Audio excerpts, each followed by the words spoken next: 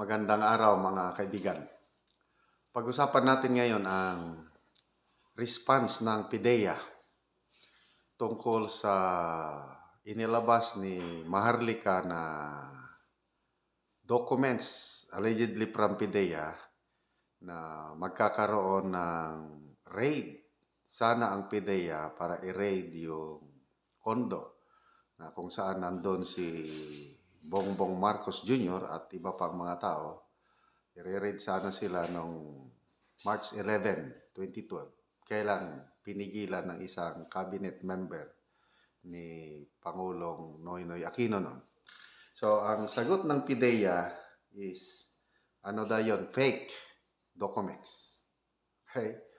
So, pinapalabas na itong si Maharlika ay purveyor of fake news.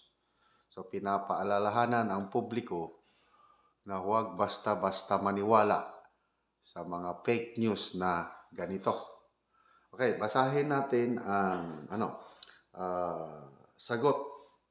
statement ng PIDEA. PIDEA ran a check through its plans and operations report management information system or PORMES and found that no such operation was logged in that date, yung March 11, 2012. Okay? So, this ensures that the system's integrity and negates any doubt on the data in the system contains. Okay, ano pa yung sabi ng ito pa?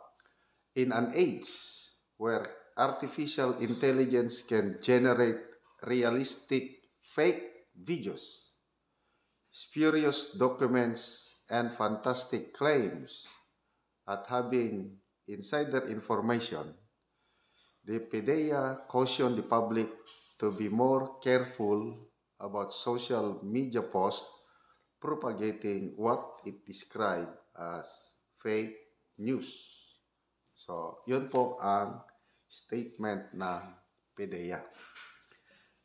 So, ito, nag-vlog kaagad si Maharlika. Panood ko yung vlog niya at inamin ni Maharlika nga hindi nila talaga makikita sa database yung PORMES. Wala talaga. Yun ang reply ni Maharlika. Bakit hindi na ipasok sa database? Kasi hindi natuloy yung operasyon. Hinarangan nga ng isang cabinet member. At kanina yung vlog ni Maharlika, pinangalanan niya na. Sino yung cabinet member? Yun si Ochoa. Kasi si Ochoa kasama sa law firm ni Liza Araneta Marcos. Yun yung so dahil napigilan, adi wala, hindi na i-encode sa database. Wala talaga. Kaya lang yung dokumento na hinahawakan ni Maharlika ay may pirma. Pinirmahan ng authority na nagmamando sa PIDEA agents na i-raid yung kondo sa Rockwell kung saan nandun si Bongbong Marcos Jr. at iba pang mga kasamahan. So, dito na ngayon is battle of perception. Nasa taong bayan na ang maghusga kung sino ang nagsasabi ng totoo at sino ang nagsisinungaling. Okay, so ako, ito ang analysis ko. Si PRRD, noon pang bago mag-eleksyon noong May 2022, pinasaringan niya na ang isang candidate na gumagamit ng cocaine. Although hindi niya pinangalanan, but very clear na si BBM ang sinasabi niya. That was before the election. Okay, ito na ngayon. Yung unang maisog prayer rally sa Davao, yun na. In public, binanggit ng Pangulo, dating Pangulo, na nakita niya sa listahan ng PDEA na si BBM noon ay nasa narco-list ng PDEA.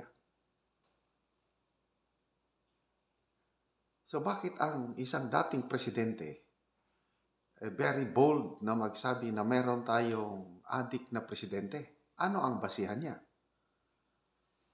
I believe yung nakita niyang listahan sa PDEA. So, nagtutugma itong sinasabi ni PRRD at itong revelasyon ni Maharlika. Ano pa? Yung si former Senator Nicky Cositing. Diba? Bago election din last year, anong May 2022, in a very bold manner, sinabi ni former Senator Cositing na ang candidate BBM ay palagi lang nagpaparte at gumagamit nga ng bawal na droga. So, these things, plus yung pulburon video, kahit hindi pa yan inilalabas. Ako, may kaibigan ako,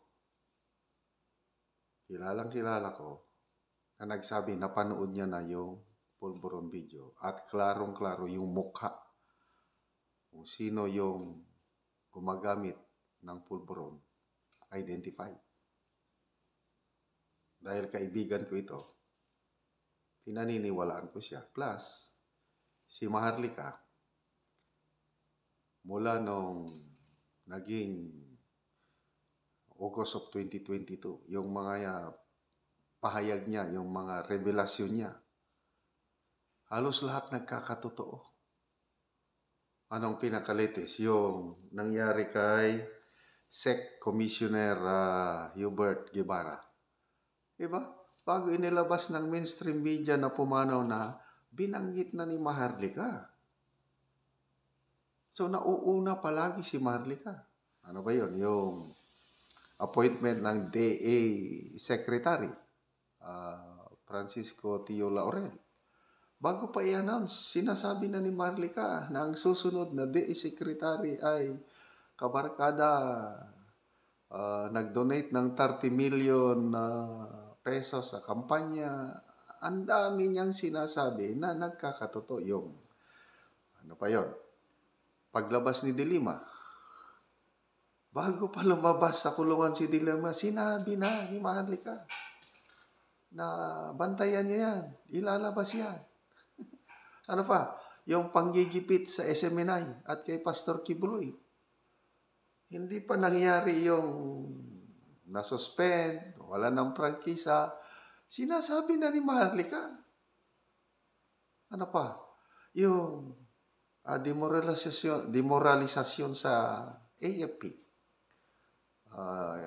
Last week of December ata ito, may nagsumbong kay Maharlika na opisyal sa AFP na demoralize kami kasi 5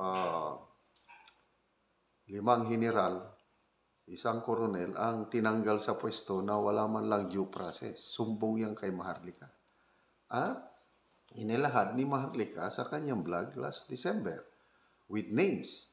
And then lately, I think last month, pinatutuhanan ng isang retired 2-star general, si General Edgar Arevalo, a very credible, competent officer, na